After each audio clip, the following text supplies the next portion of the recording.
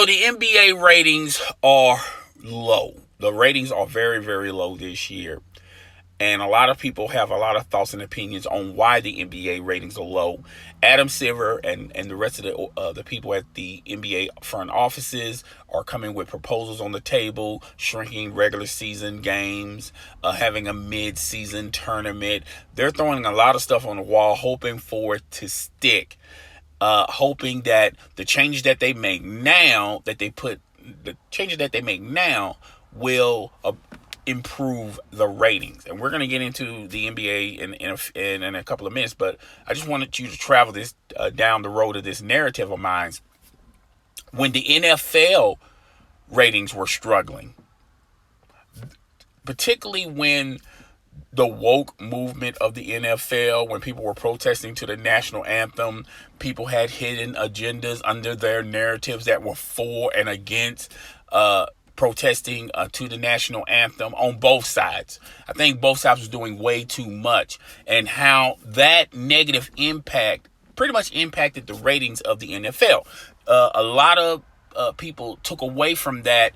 Players not being patriotic, owners are not being patriotic, the NFL is not being patriotic. Plus Roger Goodell and the negativity as far as him finding players.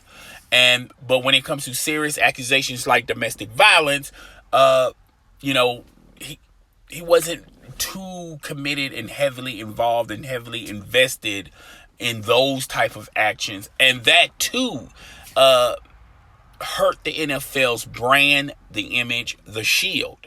Now, the NFL since then understands the errors of their way, and now the ratings are better. And I feel like if you look at the NBA has to look in the mirror on why their ratings are low. And just because these new proposals that they have on the table, it's not going to change the fact that fans are going to come by the busloads, the drove loads, and start watching NBA games. There's a lot of factors on why the NBA ratings are low. And one of them is this narrative that, first of all, it's not a player-driven league no more. It's a star-driven league.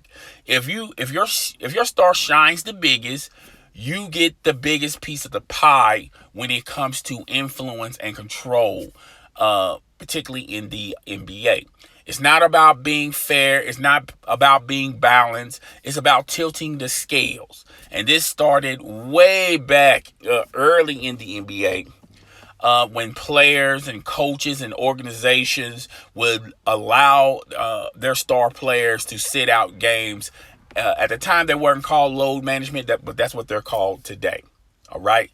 The woke movement of the NBA, a lot of players having voices, particularly on how fans treat them in games, which there are a lot of idiot fans out there. Okay. But I feel like the NBA have tripped on their own shoelaces on how they handle punishment with fans that were labeled rude and treating the NBA unfairly. The NBA adopted a policy where, you can't be too negative to the players, okay? And that rubbed fans in the wrong way. And it was already rubbed the wrong way with load management. Not to mention the fact that teams were already out of the running of the playoffs when their top talent would be perched by teams that were going into the playoffs, okay?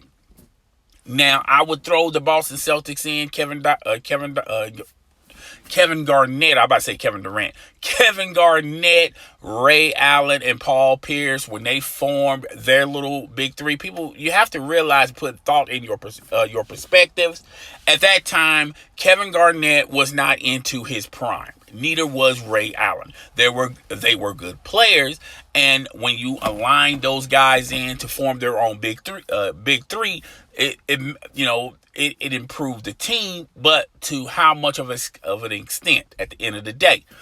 That led a lot of players, including LBJ, to decide that they wanted to form their own super team. When Greg Popovich had the San Antonio Spurs teams, and when they have clinched when they clinched their playoff positioning, he would rest players. Manu Ginobili, Tim Duncan, Tony Parker. That mindset and that narrative was copied and pasted to a lot of star players saying, well, I want that in my organization. And then it went from, once we clinch, we can coast and we can take games off to, well, we'll just take games off, playing once every 2 to 3 games or once every 5 to 6 games. Okay. Now, I do realize and I do understand that NBA players, if you are injured and if you don't want to prolong this injury or make this injury worse, yes, you should indeed,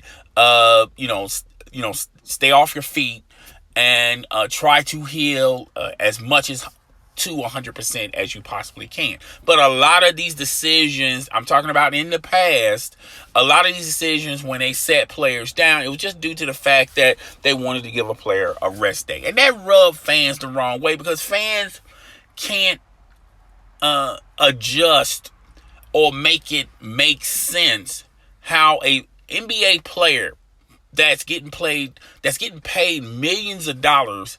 And a lot of fans think of basketball as a kid sport. They already have that ideal floating in their head. And now the fact that this NBA player is sitting down and he's healthy, collecting a check, and that rubbed fans the wrong way because they didn't know. Some fans will bring their families on certain games, on certain matchups, and they were unaware that their favorite team or their favorite player is not going to play due to load management, and that rubbed and that hurt the brand of the NBA. And now here we are today, fast forward 2019, the NBA ratings are dismal. They're low, and a lot of people should take blame for this. I think the media should take blame for this, particularly making powder puff articles to encourage this type of behavior. I think players should take blame for this because pretty much having a passive type of attitude about players taking time off due to load management. And I think the organizations and the coaches should take blame for this. Okay, and that's what's turning off NBA fans. To fix this problem is real simple. Go back to the roots of what made the NBA so popular in the first place. Okay, and you don't have to go that far. One key note, I understand the Golden State Warriors, people want to call that a super team, but the reason why I'm not going to be too harsh on the Golden State Warriors because they already had a great team that they drafted. They did it the right way. They drafted Steph Curry. They drafted Klay Thompson. They drafted Draymond Green. These players were available to other teams, okay? Other teams could have had the opportunity to get these players, all right? And some of these players were passed over, once and had an opportunity to pick that player again, and they still didn't pick that player. So I'm going to give Golden State Warriors a pass, but to a certain extent, because when they signed Kevin Durant, that was like a little bit overkill. And now when Kevin Durant signed to the Golden State Warriors, he pretty much it was pretty much doom and gloom for the Oklahoma City Thunder organization, including that fan base. Okay, so that wasn't handled and perceived the right way. And they got stuck with Russell Westbrook. He played 2 or 3 great years with the Oklahoma City Thunder. And now he's traded to the Houston Rockets, okay? Because that's the league that we're in. If you don't have 2 stars or 3 stars on your team, then you're not a buyer. You're not in the buyer market. You're in the selling market. And sometimes you got to let go of your best players to just rebuild, because that player is going to ultimately leave. A lot of players are leaving a lot of money on the table just to form super teams, okay? So the competitive level has been dismissed. There's no competitive level. it really does. It really do matter how you construct the team and how many stars you can get on your team. The only reason why the people are going to point out to the Toronto Raptors, the real reason why the Toronto Raptors won last year, not because they were the better team, but when you factor in the Golden State injuries, if they would have had two of those players, I think it would have been a very tight series, and the Golden State Warriors could have won. If they were able to get Kevin Durant or or Boogie Cousins somewhat healthy, they probably could have won that series. Okay, but if they were all healthy, playing against an already healthy Toronto Raptors, it would have been a sweep. Okay, and then yet again, this mentality of you have to have a super team to be successful would be adapted this year. So now players are controlling when they want to leave out of teams, demanding trades. I mean, the NBA has gotten out of control, gotten out of pocket, gotten out of hand. And I feel like the best way to fix this problem is to go back to the essence, go back to what made the NBA popular, in my opinion. I feel like you have to be real, you have to have tight rules, and the language has to be strong in these contracts where an NBA player, particularly a star NBA player, you shouldn't give them the power to choose and dictate to you when he should leave. I feel like it should be like the NFL.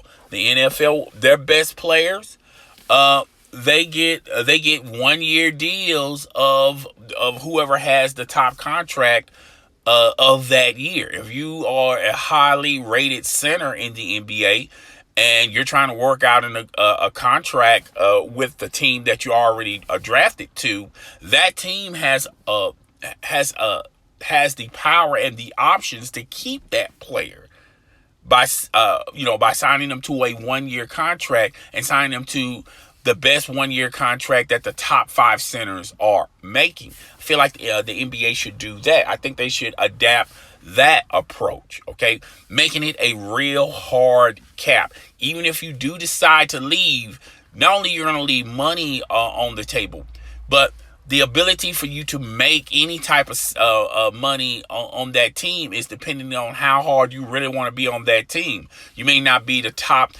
highest paid player, but I feel like that's going to be a deter to turn away players to say, I'm not going to leave a lot of money on the table just to increase my chances in making a super team. Now, there are some exceptions to the rule. If there's organizations that are not trying to benefit their team, making terrible business decisions, not making decisions that can improve the team, but really making the owner make more money off the team, then by all means, I feel like players should have the ability to move on to organizations that do care, that are concerning, okay?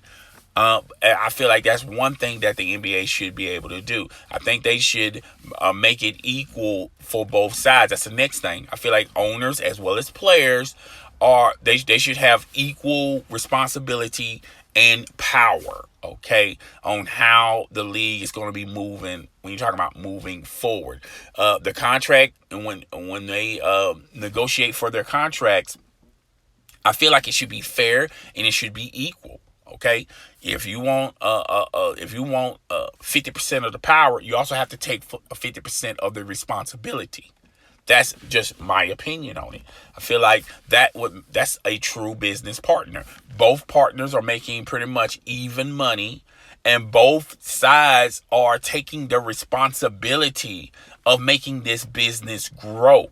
And I feel like the Players Association really don't have to take a lot of financial responsibility. They don't have to take a lot of, when it comes to league responsibility. They can pretty much say, hey, look, we're just the players. Okay, that's the type of mentality that the NBA players the NBA Players Association has been saying through the years. We're just the players. We work for them. Okay, so I feel like, and another thing is, I feel like they should just leave it an 82 game series, 82 game season, 78, 74 games. It's not going to make a huge lot of hill of beans. I do feel like players should rest. But I feel like that should be in the middle of the holiday break. I feel like if you get rid of NBA All-Star Weekend for it to be going down in the beginning of the year, I feel like you should push it. If you're going to do anything crazy, I feel like that event should be pushed until the end of the season. Okay? Have something other than the NBA Finals. You have All-Star Weekend. Of course, the teams that are on the East and the West that's competing for the NBA championship, those two teams are not going to have they won't have any representatives in All-Star Weekend. But it highlights the players that you do have, the up-and-coming players. That's what's that about. The slam dunk contest, rating-wise, not a lot of people are watching it. The skill contest, not a lot of people are watching it. The three-point, it's the same as that. The only thing that really makes ratings and make a lot of money is the All-Star game. And I still feel like that buzz is still going to be in the air. You got up-and-coming new players that you can showcase and display on the same week or after the week when y'all find out who's going to win the NBA title. Okay? So if Adam Silver if he's going to make any hardcore changes, I think that should be a change. That way, in the middle of the season, all players get the same rest. They get the same rest. They get to enjoy this being with their family. They should be able to get 2 or 3 weeks off and then come back fully rested. Batteries are charged up and and they're able to play the second half of the season. Players need to understand, be aware of this. If they trim it down to a 30-game season or half of a season, you're not going to make the same amount of money that you're making now. Okay? So, keep it 82. Let them have 2 or 3 weeks off during the holiday break and move back the All-Star Weekend to close to the end of the regular season, or you can push it back to the final week of the NBA Finals. I feel like rating-wise, it's going to be an improvement. I feel like the league can benefit for doing that. Okay, so that's my proposal. I don't think it's going to happen. I think they're going to cave in and just give the players what they want, and that's going to translate into even more fans not paying attention to this sport. Okay, a lot of people always talk about Major League Baseball, how it's not a young person sport. A lot of young people don't watch MLB ball players, but yet their ratings don't tank, and yet players get to sign these crazy contracts. Like the Yankees signed that pitcher Cole to $328 million. I thought I would never see I didn't think I would ever see the day where one player makes $300 million. Okay. But it's a very profitable league. Okay. MLB. And they've been squeaky clean. They gotten rid of the steroids. The only controversy the MLB has ever had was the steroids controversy recently. I'm talking about recently. But through the testing time, life goes on with the MLB. So, and they have tweaked it a little bit. Their All-Star game determines the home team I think for the World Series or in the playoffs or whatever the case may be, if the American League or the National League. But when you look at the All-Star break, not a lot of people watch the All-Star break, but the MLB don't get the same type of criticism like the NBA does, okay? Because a lot of people like to watch the NBA versus the MLB. It's just that it just makes sense. Okay, you know, a lot of people say that they don't like they stop watching um, basketball, NBA basketball, but yet they know all the stars, they know all the players, they know all the games, the scores. Okay, but you know, I don't know if people pay attention to this or not, but you know, whenever you talk a sports talk, and you say, "Do you watch basketball?" You know, people say, "I don't watch basketball, pro basketball no more. I watch college." They give you that song and dance, but yet at the same time, they know all the storylines. They know all the scores. They know what happened and what took place on selective games, but they don't watch basketball. They don't watch NBA. I feel like that's a narrative a lot of people push, and a lot of people just have a lot of criticism about the National Basketball Association. And a lot of people, is it fair criticism? Is it unjust criticism? Depending on the individual. But that's what we're living in. Okay, and I feel like Major League when it comes to the National Basketball Association, all these proposals that they have, I feel like they should really be concerned and try to streamline and make a decision that makes perfect sense for everybody. Well, that's my video. Sorry that it's too long. It's your boy, and I'm up out of here.